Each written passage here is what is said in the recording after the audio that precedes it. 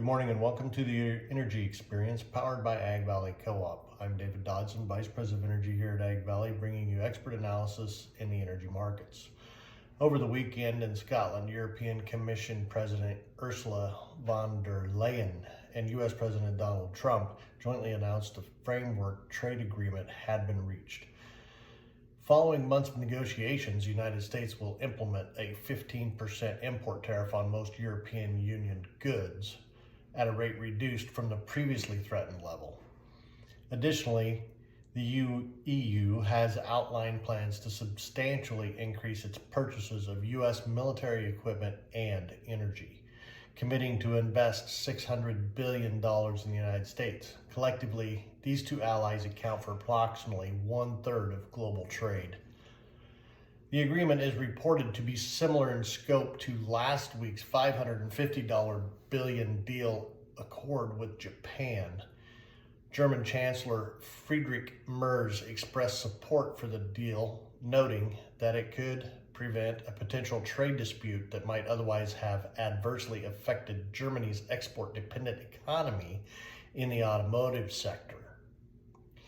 Nevertheless, there are questions regarding the EU's capacity to meet such significant increases in energy acquisitions from the U.S.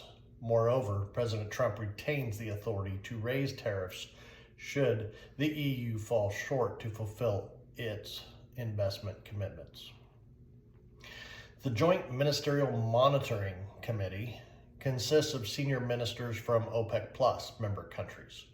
The committee convenes approximately every 2 months, including today, and may recommend that a full OPEC Plus meeting be called to address developments within the market, such as an additional production increase of 548,000 barrels per day for September. Now, if you remember, they had a recent decision to raise output by 548,000 barrels per day back in August. But despite these increases, oil prices have remained firm, driven by robust summer demand and some members' inability to meet increased production quotas.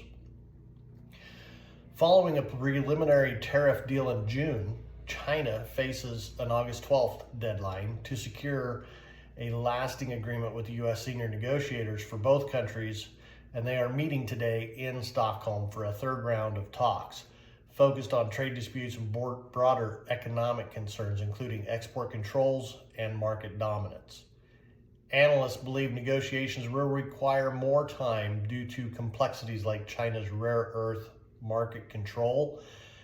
A 90-day extension of the current truce is expected, potentially leading to a summer summit between President Xi Jinping and President Trump in late October. Baker Hughes' U.S. rig count shows a decline this week by 2 wells, which makes us short 47 wells year over year.